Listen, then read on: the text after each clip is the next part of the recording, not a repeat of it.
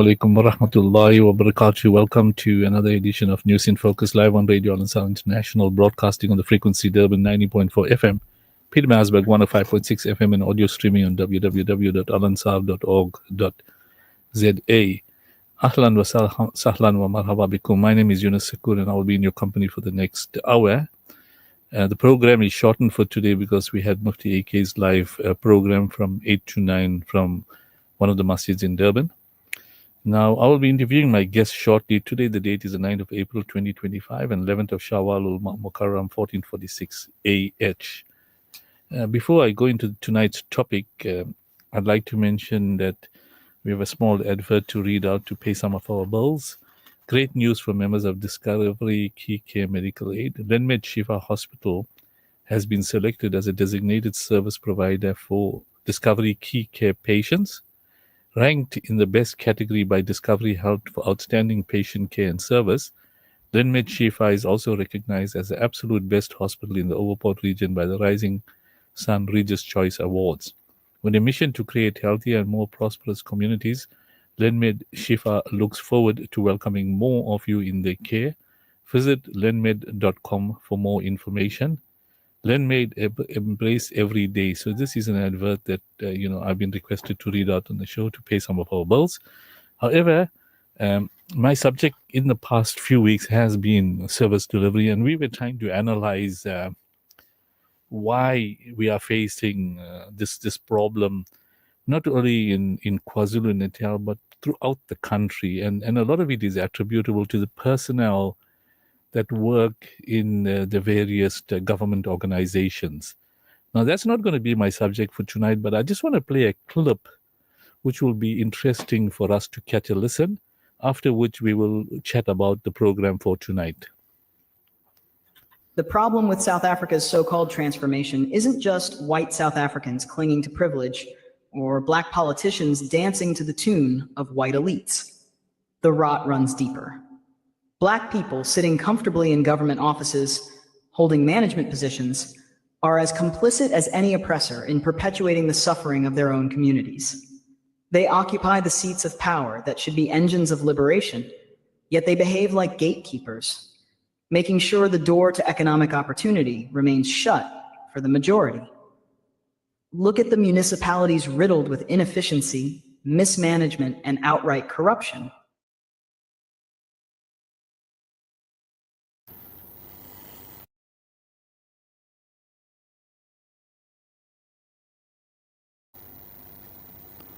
Carry on.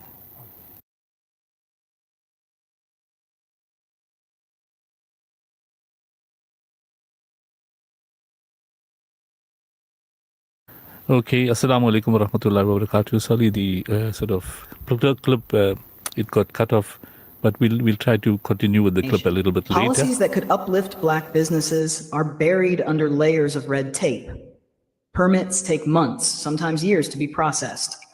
Regulations are weaponized to crush small enterprises that can't afford the bribes demanded to move paperwork along. These officials are not merely neglecting their duty, they are actively suffocating black progress. For every white CEO maintaining the status quo, there's a black bureaucrat ensuring it remains unchallenged. They sit on committees, make decisions about funding, and distribute resources meant for the upliftment of the poor, yet their actions serve only to widen the gap between the elite and the struggling masses. They are the ones who approve deals that allow foreign companies to exploit local resources, while black-owned companies are denied access. They are the ones who neglect township schools, ensuring the cycle of poverty continues unbroken. Perhaps the most egregious betrayal lies in the way they treat black businesses that do manage to rise despite the odds. Instead of nurturing these businesses, they impose crippling taxes and fines. Instead of clearing the path for growth, they block it at every turn. The same government that claims to champion black empowerment is the one that makes it nearly impossible for black businesses to survive, let alone thrive. These individuals, who look like us and come from the same backgrounds of struggle and oppression, have now become the foot soldiers of a system designed to keep us in chains. Their allegiance is not to the people they claim to serve, but to their bank accounts and the political masters who reward their obedience. How different are they really from the apartheid bureaucrats who once wielded the same power to oppress? It's not just incompetence, it's betrayal. While communities starve, black officials dine at the same tables as the elites they pretend to oppose. While young people remain locked out of the economy, these officials drive luxury cars and live in gated estates, far removed from the suffering they perpetuate.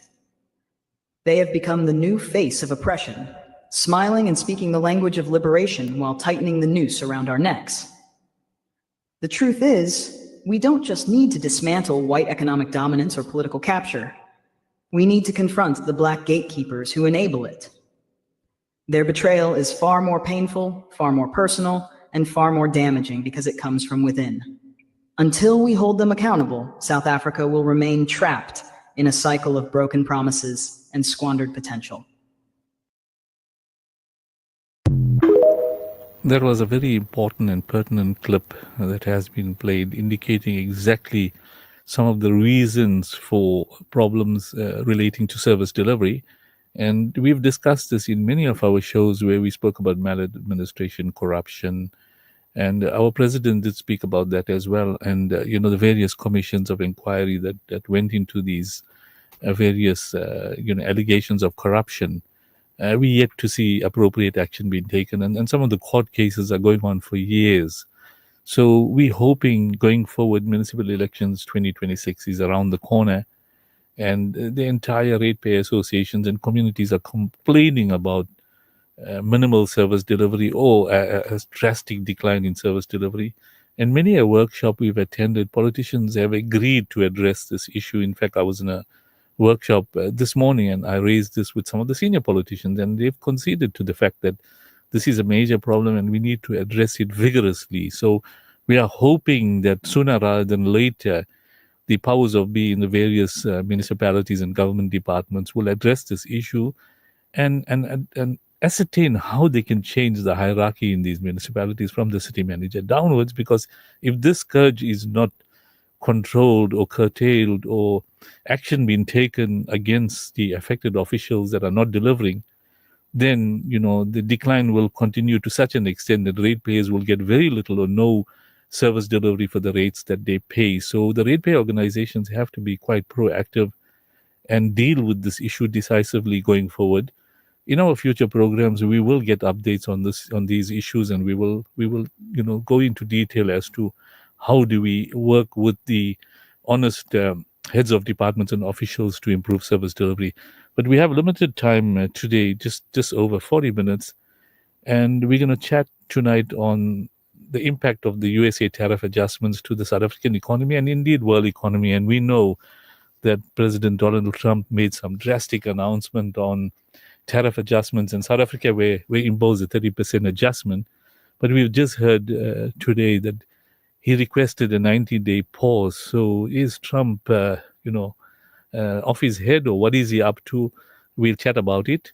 We're also going to do an analysis of the impact on the GNU in terms of the DA's stance on the budget that was approved by a small margin last week. And we know Action SA did a somersault and decided to support the ANC and other smaller parties in supporting the approval of the budget. So we'll do a quick analysis of those two topics that's breaking news in the last week or so. With me, I have our economist and asset manager, our chartered accountant, Hassan Mutala, who joins me regularly. Hassan, assalamu alaikum wa rahmatullahi wa barakatuh, and welcome to News in Focus. Wa alaikum salam wa rahmatullahi wa barakatuh. You always talk about a stable market for the last year or two. And you spoke about the JSE breaking or record breaking 89,000. And then pension funds are doing quite well. The economy is improving. The Rand is hitting close to 18 Rand or below. And suddenly we have the Rand hitting 1980, close to 20 Rand, a record. And you get the markets dropping 10%. Now, a lot of our listeners out there wanting to know, what are these tariff adjustments all about? Why is Trump reacting in this way? What is his game plan? Okay. So it's good to give some historical perspective and to give a background on what we're talking about. So firstly, Trump, when he was looking at being re-elected, even when he did it the first term, but more so when he was looking to be re-elected. One of his main mottos or main slogans for the elections was "Make America Great Again," MAGA. MAGA, you'll always see it. Make America Great Again.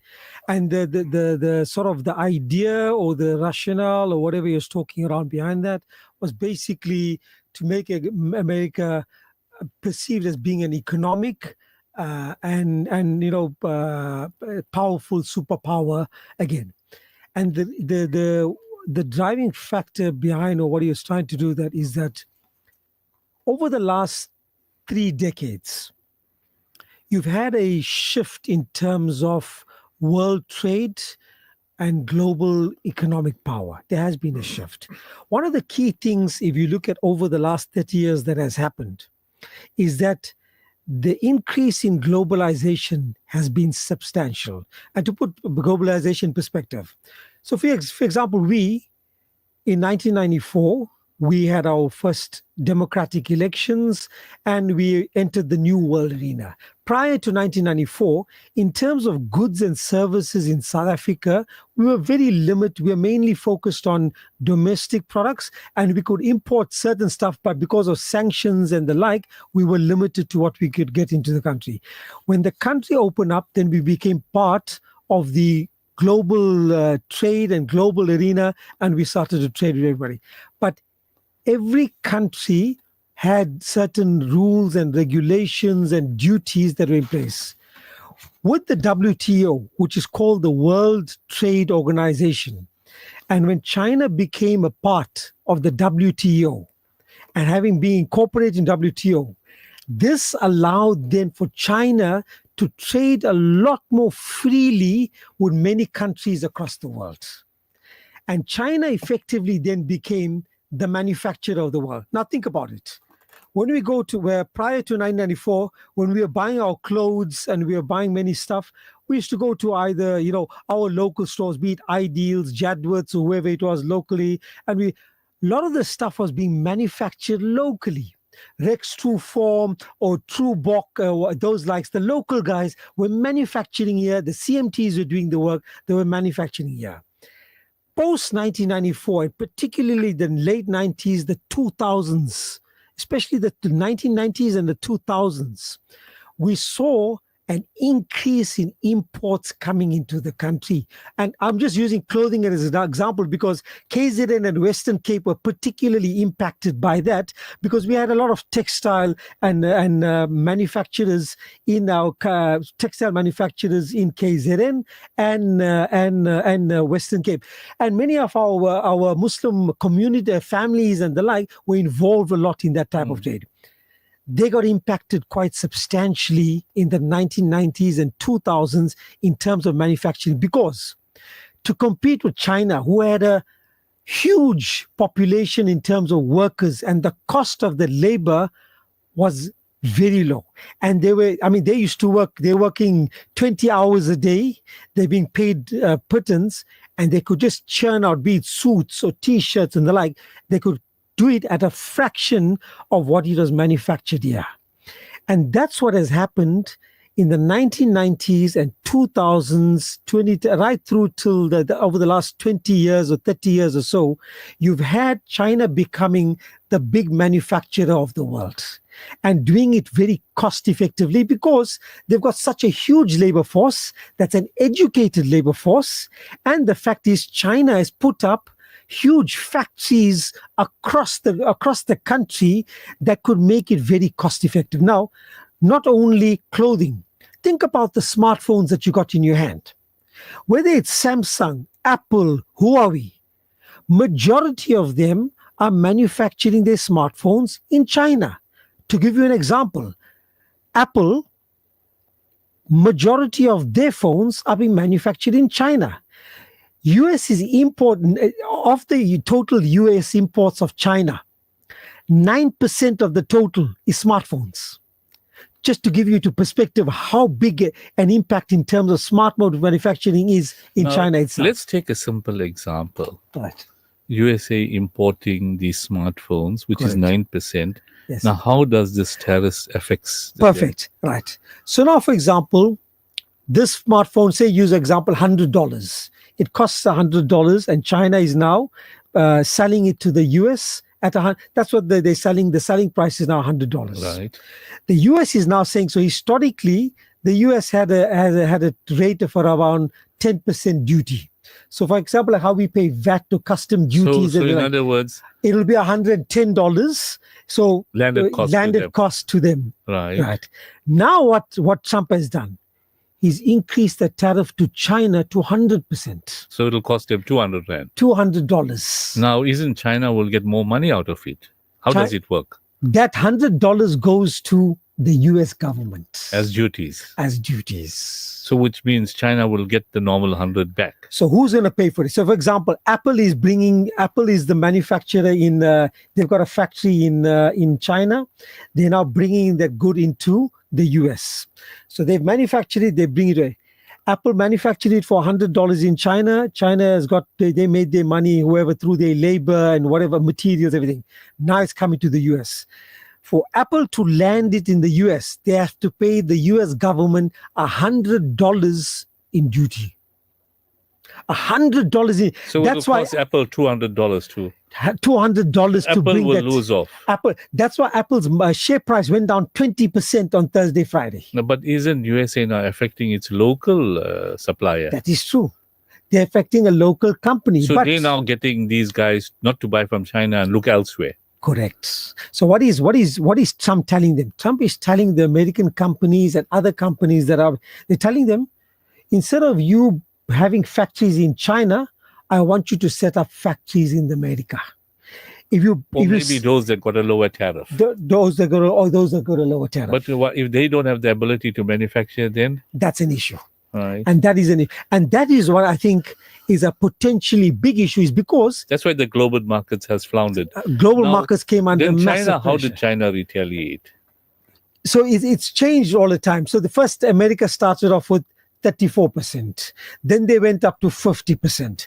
Then, as at yesterday or day before yesterday, Trump went to 104%. He's penalizing China. Penalize because what China is doing. China said, okay, you did 34, China went to 27. Then he went to Now 50 China went to 27 against USA. against USA, yes. Now that is for them importing goods. What do they import from US? You wouldn't believe what is one of their big imports to the US. China is the biggest consumer of pork, which obviously we as Muslims, we don't got. But China is the biggest consumer of pork in the US. But they manufacture or they produce a lot of pigs in their country. One of the biggest feed for pigs is soybeans. And the US is one of the biggest exporters of soybeans in the world. So they got nabbed with that. And they export their biggest. So they nabbed US with that. They nab US with that. China So is the game biggest being played between China and US. Correct. And then the other countries in Africa got roped in because they were supporting Correct. some other situations. But look, I think if you look at what Trump has now just said now this evening, he said, now hold on, we're going to have a 90-day pause on this year. Because he realized the effect on He the world realized the markets. effect on, and I think there will be negotiations with all the other countries. Now it shed all the markets in terms of the index, including Dow as So, well. for example, in Thursday, So investors Friday, in USA got also badly everyone affected. got impacted. Everyone. So Trump realized he messed up. Look, he's now trying to backtrack and say, well, we must take some pain or medicine to get for the better good of the country going But forward. didn't speculators climb on it this week? Speculative, especially Thursday, Friday, as the markets fell off. Look, the markets fell off. Isn't close this a to game plan 10%. from Trump to get his so-called high capital investors? That may be speculation. We don't know. There could be he may hedge not have. funds. He may not have expected a reaction like the way he did. I don't think he would have expected. Look, I think, in my opinion, I think one of his key outcomes he wanted out of this was to renegotiate with his countries. And I think he wanted to scare those countries that didn't support him in any way whatsoever. Not necessarily. I think it was mainly to renegotiate tariffs. Wow. So I'll give you an example. Countries that are now favorably negotiating with him: Japan, South Korea, EU is talking at the moment, Vietnam, Cambodia. A lot of the big South Asian and Asian countries are already coming to the table and say, okay, we will negotiate with you. Okay, you're saying our tariffs is this much, maybe we'll reduce it so much, and you can. So there will be negotiations. So that, I think he wants to do that. China, on the other hand, remember, 43% of global economic trade and economy is just China and USA alone, the two countries alone. They are massive. The trade between those two countries alone is close to $500 billion, just those two countries. It's massive. So those two countries, at the moment, the risk is that those two continue to have a war against each other. But he backtracked a little bit. He slipped his eye when he spoke about it. He said, "Okay, no, I'm going to levy again. I'm going to take it up another this and that." And he's going on. When he put the 104, China said, "Okay, we're coming with 85%." So China is not backing. Remember, China is massive, and they've got the firepower to say, "Well, we can take you on." But as he was talking in his thing, he said, one of the questions was, President Trump, do you think you're going to, are trade deals going to happen? He says, no, deals are happening. They were going to trade. We already got, the Japanese and whatever. We will get a deal done with China. He said that. So although he's at the moment having a war, you can see at the back of his mind, he wants to get something done in the next 3 months. I think he understands that the longer the trade war happens between the US and the worse it is also for his country as well and their economy as well. Right. It's a big impact. And he'll be under pressure from a lot of the American, Microsoft, Apple, Hewlett Packard, all these big tech companies are going to put him under pressure because they are bringing in so much of goods for the US consumers. And that means if there's less revenue and profits being generated by the American companies, they will cut jobs and there'll be loss of taxes and tax revenues for the American economy. Now, this coming back to the South African economy, he had a tariff of 10%, which has gone up to 30 plus. Correct. He's also looked at the aid he's giving South Africa and he's withdrawing that aid. AGOA is being affected. Now, what is his game plan with South Africa? Is he trying to call South Africa to order in terms of our expropriation policies, our other policies? No. Because he was talking about opening up, giving asylum to Afrikaners. Correct. And at the same time that South Africa are doing a lot of wrong things. And probably he's referring to the ICJ matter, etc. So from a South African perspective, the 90-day pause is going to give some kind of relief. But going forward, how will he react to Africa, in particular South Africa? So if you look at South Africa, when he introduced that last week, when he had a big board over there and he had all the different countries, he showed what the reciprocal tariffs were and what he was going to. South Africa was treated no differently to all the other countries on that board there. They used the same formula that how they're going to apply the tariffs to the other. It was based on what is called a trade. What is a trade deficit? I'll give you a good example. Yunus, you and I, we trade with each other. You sell me onions and potatoes. I'm selling you pens and paper. You're selling me to me. When I'm buying for you every month, I'm buying onions and potatoes and vegetables. I'm buying it from you for 150 Rand worth. I'm buying those basket of vegetables from you. But I'm selling you every month papers and pens and pencils and the like. I'm selling you those goods. I'm selling it to you at 200 Rand, for 200 Rand worth. So net, I'm selling 50 Rand worth more of goods and services to you than me. So it's called for me, it's a surplus because I'm getting 50 Rand more. In your books, it's a 50 Rand deficit. So that's what he did was he went to all the countries, he looked at it, he said, okay, how much is the US selling to these countries? And how much are they selling to us? Yeah. And where there's a deficit, I'm going to apply these tariffs to it because I want to get it more balanced. Yes. That's what he did. So he wants you to sacrifice your profits. Sacrifice your trade and your profits to get it more closer to a balance. So he didn't do this to South Africa because of expropriation or the Afrikaners are being treated badly or so-called whereas badly. in the past, 10% he was running at a 20% deficit. Correct. So he's like, I'm going to cover it. Exactly. Now, what has he been importing from South Africa? Mostly minerals. But guess what? Although he put that 31%, there was a list of items that were excluded. And guess which items were excluded? All the major metals. Right. Platinum, gold, copper, zinc. there was like about 5-6 minerals which South Africans are big exporters of that. Right. He excluded it. He excluded it from being the tariffed. So you can still export it to the US, no tariffs of 31%. Because he needs it. He needs those Right. items. And which items he wanted to impose? So it's some of the motor vehicle exports and those. So that's why they're talking about AGOA and those things, because motor vehicle exports, there's a 25% tariff that is applied to all That will automobile. impact on- yes. That will impact. But if you look at what our big exports are and what was excluded, more than 50% was excluded from that. So South Africa will still score. So South Africa was not score. We will be impacted, Right. but not as badly as what people had thought. Not as badly, which we actually were better off than many other. Our neighboring country. Then why Lesotho, did our markets react overall? That I was think more panic buying and no, selling. No, but also because of the net overall impact on the global. One of the biggest concerns around this was that the potential for inflation to go up. So I'll give you a good example, as we talked about, buying that Apple phone.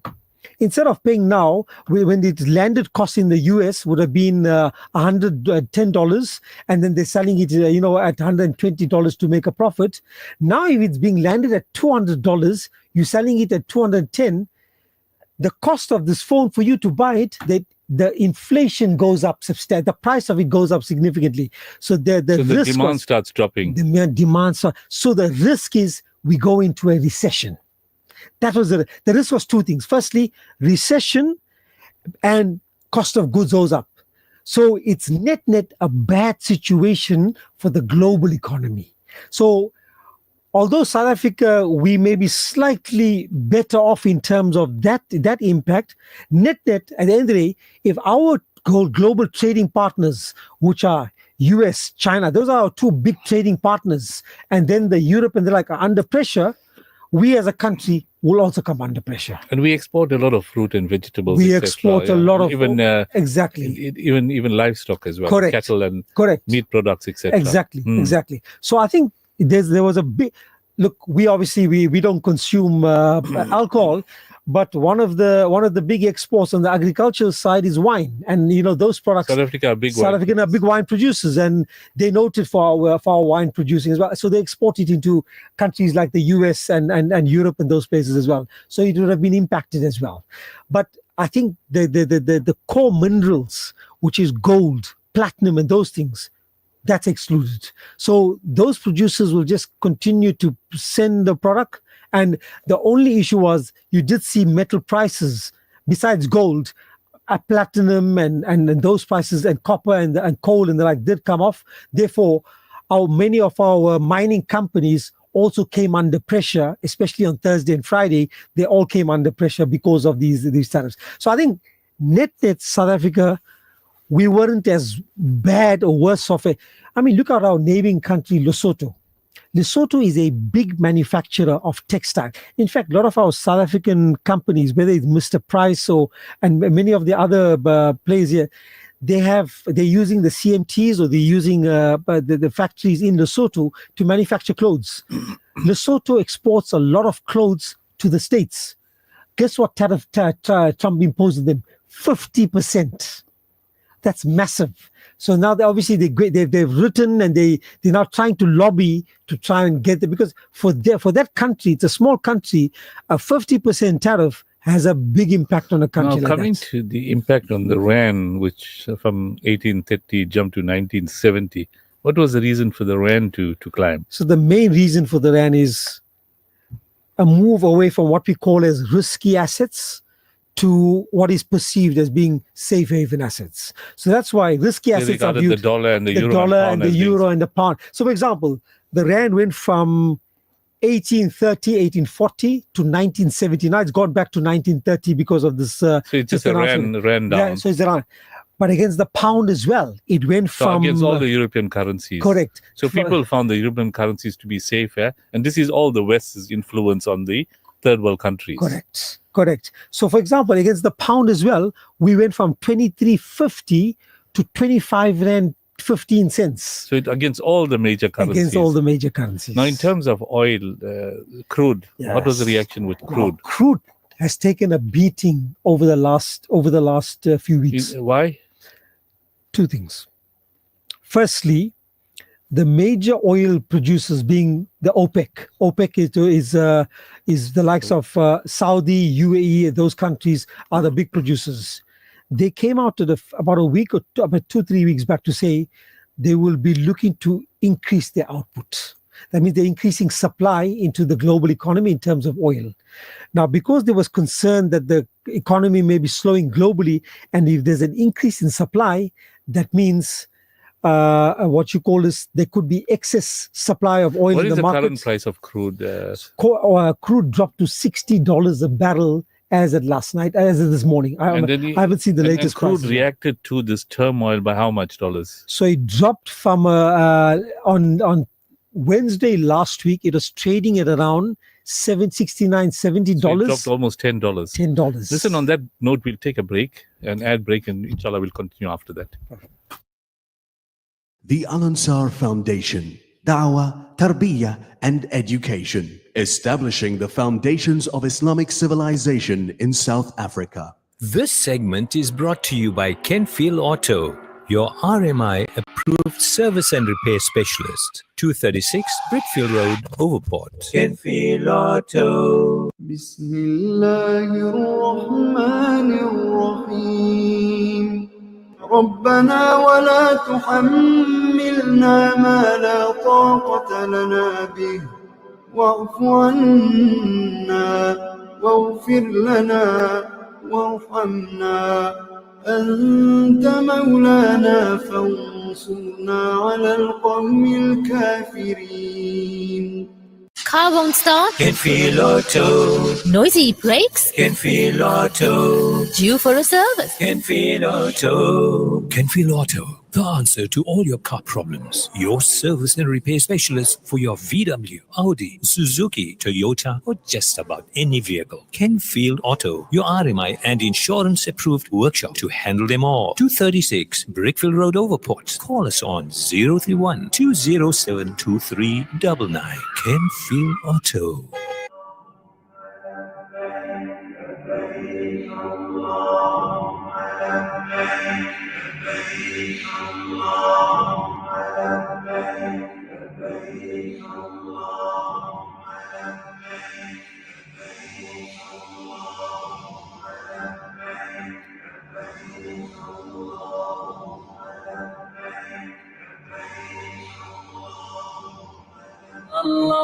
Ya Allah, Ya Allah, Ya Allah, Ya Allah, Ya Allah, Ya Allah. Ya Rabbi Mustafa, tu mujhe haj pe bula, आके मैं देख लूं आँख से काबा तेरा. या रब्बे मुस्तफा तू मुझे हज पे बुला, आके मैं देख लूं आँख से काबा तेरा. या अल्लाह या अल्लाह मलम या अल्लाह या अल्लाह मलम या अल्लाह या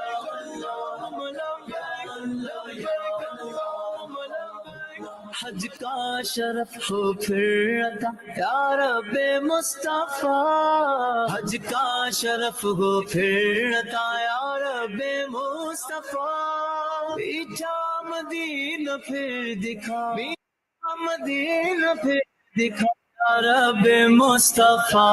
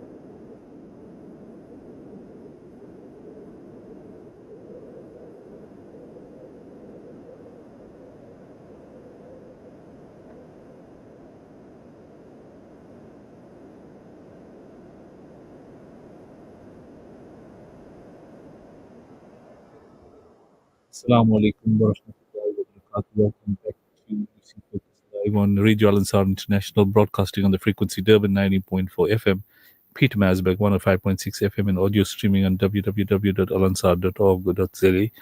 Before the break, we were chatting briefly about the impact of the USA tariff adjustments to the SA economy and indeed world economy. And our economist, asset manager Hassan, covered various different scenarios. He simplified it for the benefit of our listeners, especially those that don't understand. Our economists do understand what Hassan was chatting about. And before we concluded, we spoke about the tumbling oil prices, which is good for the price of petrol. We had a nice decrease, but with the rand the way it's floating, we're hoping it will stabilize so that come next month we don't have a petrol increase. Before we go into the next topic, we have 15 minutes left on the analysis of the impact on GNU with the DA stance on the budget, because that directly affects us in South Africa. I just want to read out this advert again. Great news for members of Discovery Key Care Medical Aid. Lenmed Shifa Private Hospital, which is around the corner from us, has been selected as a designated service provider for Discovery Key Care patients. Ranked in the best category by Discovery Health for outstanding patient care and service, Lenmed Shifa is also recognized as the absolute best hospital in the Overport region by the Rising Sun Reader's Choice Awards. With a mission to create healthier and more prosperous communities, Lenmed Shifa looks forward to welcoming more of you into their care. Visit lenmed.com for more information. Lenmed, embrace every day. So this is an advert that I was asked to read out. Now, I just want to continue briefly with the discussion on the decrease on the oil prices with Hassan. Hassan, do you foresee the prices of oil or crude oil around the $60 mark staying at that level, or do you think if the market settle, it might climb again? Because I'm worried about when you go to the service stations. Now we're paying just around $20 a liter from $23, and we're hoping it'll drop. Sure. How do you foresee the oil prices going forward? Look, if the rand says remains around 19 rand, say it's at the moment it's about 1920, 1925. If it drops to around 19 rands, and if the oil price remains around $60, then we'll get another decrease come next month. Potentially a rand or maybe even So the more. slide in the oil prices has helped us. Had an impact, and it definitely has a positive. But obviously, they will be countered a bit by the weakening in the rand that we've seen in the last week or two as well. However, if oil is around $60 for a period of like a few weeks or so, you can expect the likes of OPEC, which is Saudi Arabia, the UAE, and Russia, and those countries, to announce a cut in supply.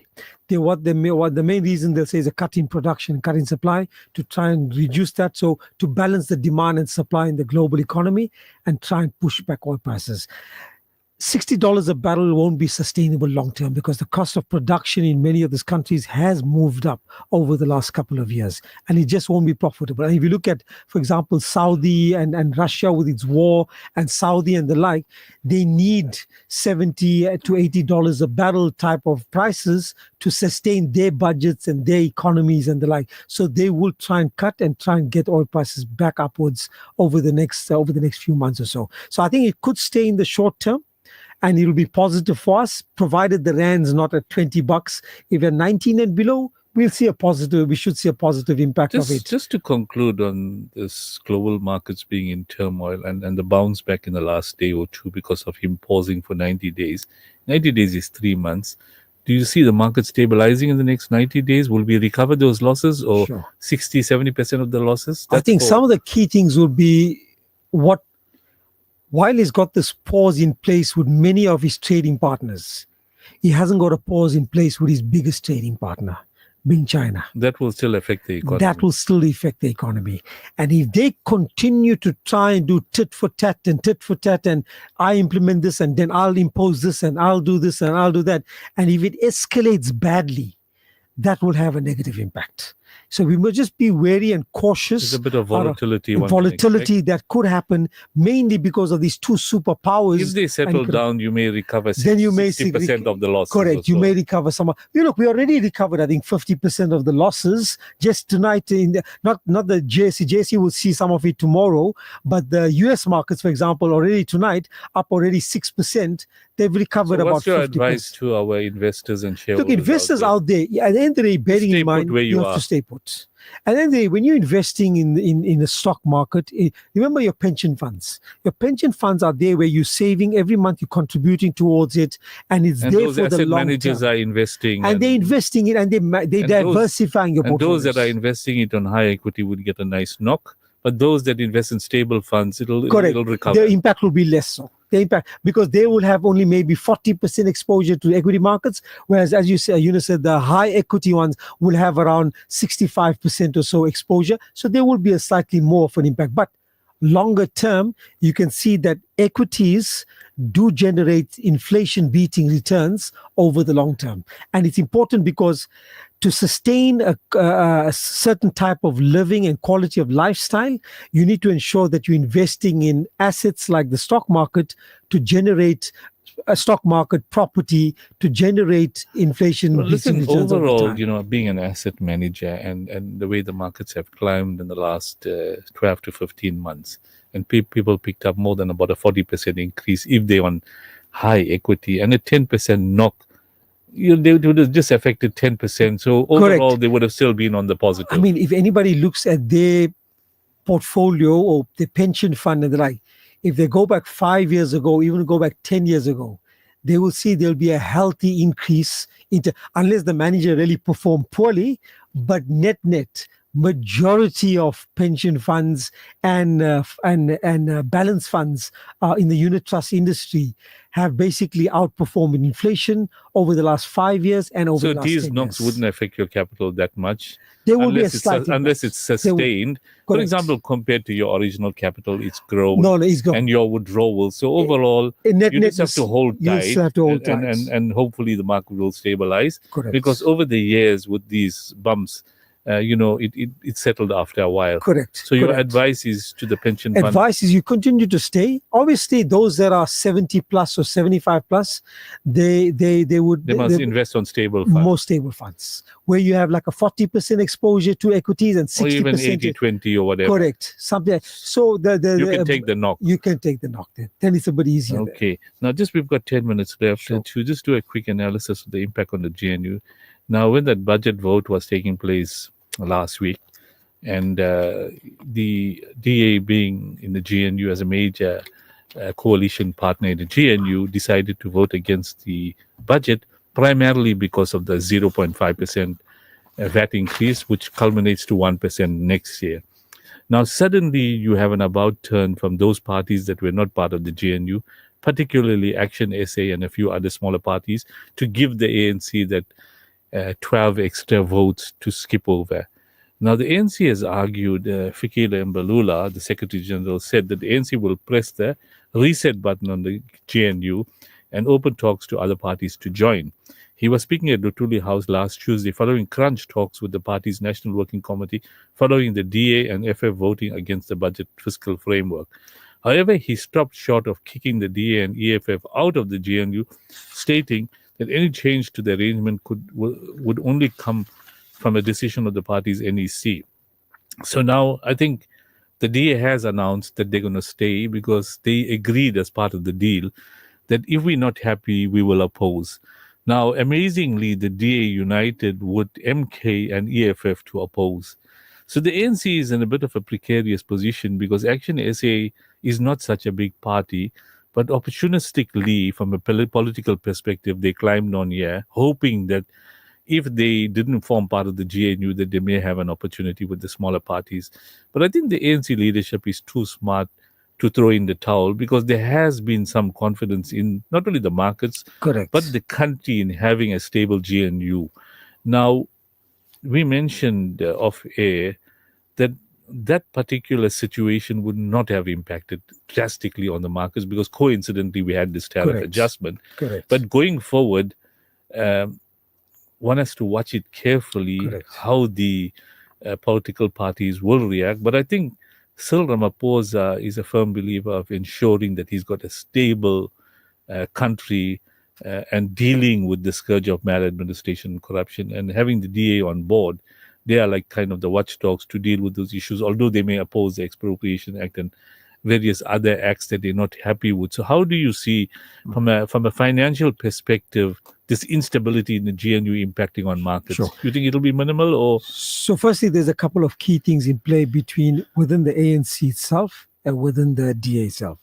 Within the DA itself, you do have some in the camp there that want to come out of the GNU, become an opposition, and they believe that by becoming an opposition and showing that the ANC continues to maybe falter over the next 12 months or 18 months, will result in the DA doing much better in the municipal elections come next year. So there is a part of the camp of the DA that's together. Whereas there is an other part with the DA that says being part of the GNU is important. Creating more stability. And it's allowing us to be at the table and have ministers in certain key positions. And, we have seen there has been some positive impact, be it where public works and home affairs, you have seen some positivity, some momentum coming through, and some improvements coming through in terms of efficiencies and the like in some of those two departments in particular over the last couple of months. Secondly, the ANC, you've got Cyril Ramaphosa and Paul Mashatile. That's another issue. That's another issue between the two of them. You can see Paul Mashatile came out. REC faction route. Correct. He came out very strongly. If you saw in was it yesterday or day before yesterday, telling, well, the fact that the DA voted against, they should be ashamed to still be part of not maybe that words, to be ashamed to still be part of as ministers and be part of the GNU. So he's playing to his part, because remember Paul Mashatile he's a lot more aligned towards the leftist part, and the likes of the EFF and the MK would be two potential he's parties. Waiting for the elections of the president in 2 years' time. Correct. So I think the thing is this here. I think President Ramaphosa him and his camp, I think will push the line maybe that the DA still remain in the GNU.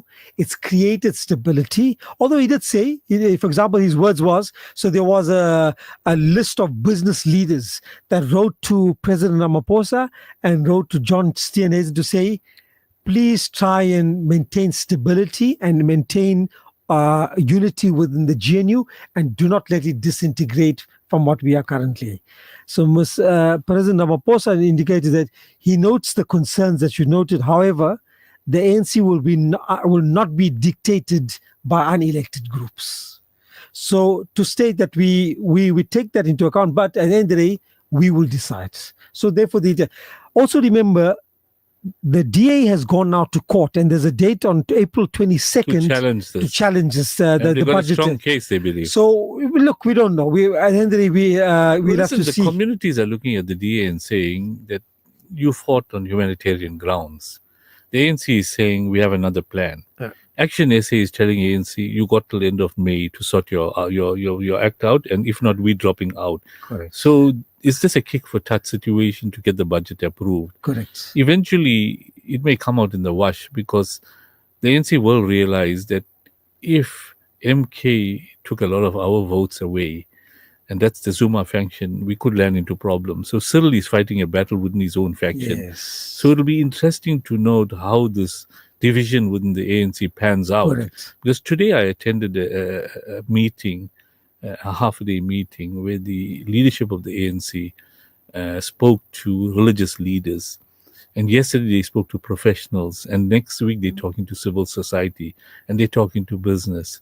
Now they're sussing out what those, what you call organizations think. And in today's meeting with religious leaders, they supported the ANC and spoke about ANC brought democracy. And the leaders that spoke are linked with Cyril Ramaphosa.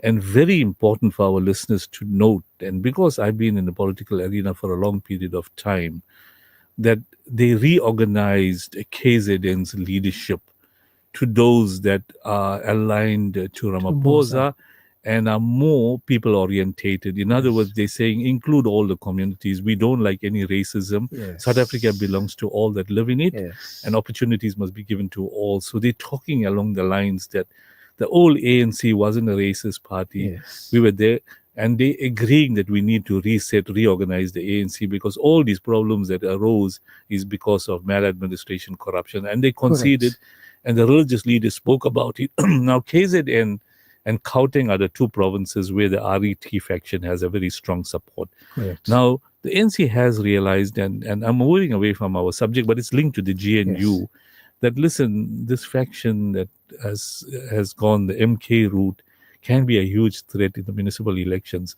So going forward in this particular programs, we're going to sort of unpack those things.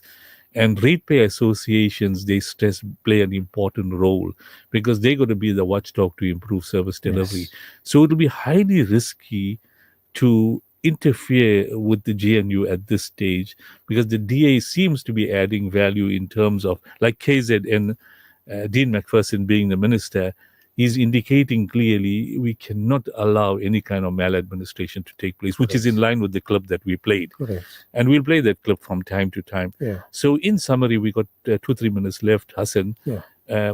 In terms of the economy, there's a little bit of uncertainty, but you think that should settle in the next couple of weeks and it'll come out in the wash. And the ANC, together with its GNU allies, may look at a solution. And if Action SA wants to come on board, they'll say you're welcome to join the GNU on board. Whether they get promised any positions is another question. Sure. I think importantly for stability and for the country and the economy, it would be good if the GNU remains as is. It'll be very important. Obviously, the DA overplayed their hand. I think the negotiations were not the best. They came across as being very arrogant. And I think the demands may have been a bit unrealistic. They could have been, I think, a bit more flexible in one or two areas, and they could have come up with a better solution. As you rightly pointed out, the DA was looking at the municipal elections and their support, and they took the stance that the ANC took in the past. What is best for our people? And they felt that an extra 0.5% tax will affect the people.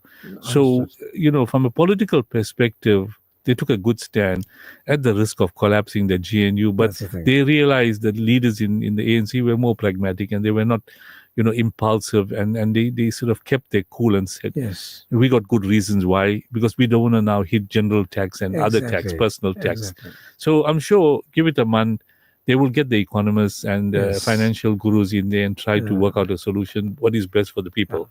Look, I think generally speaking, if you look at, there has been a notable improvement in terms of SA. Last week I was in Cape Town for 2 days. Flights, you could not get flights from Durban to Cape Town. Cape Town is pumping. People were going to, I know people were in Johannesburg last week. Johannesburg is pumping. Durban as well, relatively busy. You got Al Ansari is hosting in 2 weeks' time. That's going to be that Durban Shopping Festival. So you got Easter's around the corner, Durban Shopping Festival. The amazing thing was the Eid Milan, which is right in the last 10 days of Ramadan. Yes. We had 20% oversubscribed for stalls. So just imagine, and the attendance was phenomenal, and we're hoping that stall holders already, we opened it for booking. We had 140 stalls, 80 gone, another 60 should go. And people want to come in, and this economic opportunities to trade, people start earning income, and it's good for the economy. Exactly. So there is an improvement coming through, but there are challenges, and we must be wary of that. Global impact can also impact us locally. Fortunately, we've had some positives in terms of oil price coming down. So at least that's bringing in a bit more money into our pockets. Inflation generally has stabilized. So with the cost of meat or cost of vegetables and the like has been relatively stable compared to what, a few months ago where we were seeing massive increases. That has stabilized. The big issue still in terms of impacting us consumers is I saw the other day eThekwini talking about, again, double-digit type of increases for our rates and taxes and electricity our water. And water, it's ridiculous. It's, again, inefficiencies and maladministration and the like that is leading towards this year. We need better people to come in, better skills, so that we can get increases should be only inflation-linked, 5% and the like, not 10, 12, 13% and the so that I think needs to be checked. And similarly with electricity and water and the like, we need to be checked. I think the other big issue again, service delivery. Just this last week, whether it was electricity outages that we saw in Reservoir Hills, Clare Estate, those places, and then today, we had water, because of planned maintenance or those issues. So again, the infrastructure. Now, if I looked, I think I was a few weeks back, they talked about, eThekwini was talking about allocating 10 billion rand to rebuild municipal infrastructure. Now, whether the 10 billion and the like will be used effectively over the next couple of years, that's another case. Because again, it must be managed properly, must be spent cost effectively and spent in the right manner. If it is done like that, the potential impact and benefit for the city and the province will be phenomenal. Now we need to wrap up, and we went over our time. I tried to cover some lost time. But we've got some comments from some of our listeners. Frank from Piemberg. Salams to all. Doesn't the USA rely on the petrodollar? China's One Belt, One Road, BRI initiative, how's this going and how will it affect, and they're talking about how's it Modi, etc. Trump didn't even know where Lesotho is, but he wants to visit Namibia. Just read Lesotho clothing sales to USA will be hit by at least 50% high tariffs. Frank is also saying yes, but people are asking, what about the affirmative action policy? Now, in terms of the affirmative action policy, and we'll unpack that in future programs, people are questioning 30 years into democracy, whether it's relevant. And I think the current government is realizing, and this is what Trump has been raising. Sure. But, in terms of service delivery, as you mentioned, when I was meeting with the leadership today, they emphasized the fact that our municipalities are badly run and they need to catch a wake-up call and they need to deal with the hierarchy. So obviously they're concerned that all these problems we're facing over and above maladministration, corruption. So we're going to cover those programs going forward, meet with the ratepayer associations, and they need to be vigilant. Correct. And hold the municipalities to account, but advise the political leadership how to deal with the issue. And we have experts out there. So be rest assured, our listeners, I'm going to deal with that issue going forward because I haven't, forgotten about the fact that that's going to be one of our key subjects going forward, leading up to the municipal elections 2026. But we're dealing with any breaking news, etc., as we go along. Now, we've ran out of time, and, I just briefly need to chat on an issue some listeners have raised regarding the plight of our Muslim brothers and sisters in Palestine and the atrocities that are still taking place there. And, from a South African perspective, we can contribute towards relief in those areas, which is an ongoing thing. But very important is we need to make du'as, get up for tahajjud. And, it comes in a hadith that when you feel a pain in the body, in one part, the entire body feels the pain. So when we find our believers in other parts of the world facing difficulties, we have to make du'as. That's the least we can do for our brothers and sisters out in Palestine and also in other parts of the world as well, because a lot of countries like Yemen, etc., are supporting Palestine. And Imran Khan, who's in prison, there's a lot of hue and cry about him because he made a lot of efforts to create a Pakistan that's just, and he passed a comment that the best amongst us is those with good character, and part of the good character is to remember our plight of our Muslim brothers abroad, indeed in Palestine, because we'll be held accountable if we simply neglect what's going on there. So on that, we reach the closure of tonight's program. My closing advice is that let's keep up with our ibadat. We just, passed the month of Ramadan. It came and went so quickly, as always the case. So our level of iman increased in the Mubarak month of Ramadan. And we know not only fasting, we had extra 20 rakats of Taraweeh, extra tilawat al-Quran, extra zikrullah. Now after Ramadan, it's fairly easy, but the least we can do is keep up our 5 times salah. You would jamaat for the men in the masjid and ladies at home. Then, zikrullah, tilawat al-Quran, and indeed making du'as for the ummah at large, and also ensuring that we help the poor and needy. And people are battling. There's a high unemployment rate. And Al-Ansar, in its own way, as a humanitarian organization, we're trying to help people in difficulties all year round. And then in whichever way, our listeners can assist, either by contribution towards zakat and lillah, or towards other forms of, time to be spent to assist our people in plight, because we don't have only the Muslims that are facing difficulties. Also, the non-Muslims in and around us. I always talk about the informal settlements. People are battling to eke out a living, and those around us, we've got many informal settlements. And if you visit these informal settlements, the situation is really bad. And these people are battling not only with electricity and water, but basic necessities. And this is why you find crime increasing. So we must make du'as for those around us, and in whichever way we can assist, financial or otherwise, let's do that. And at the same time, keep up with our ibadat by obeying the commandments of Allah subhanahu wa ta'ala as shown to us by Nabi alayhi salatu wasalam, and continue with the work of da'wat and ensure that our action gives da'wat to those that are disbelievers. On that note, we close the program for tonight, and inshallah, we'll continue with our program next week from 8 to 10. Until then, Assalamu alaikum wa rahmatullahi wa barakatuh. As heavy snow and bitter winds descend on Gaza, Afghanistan, and Lebanon, hundreds of displaced and refugee families struggle to survive the winter. Without adequate shelter or clothing, the harsh weather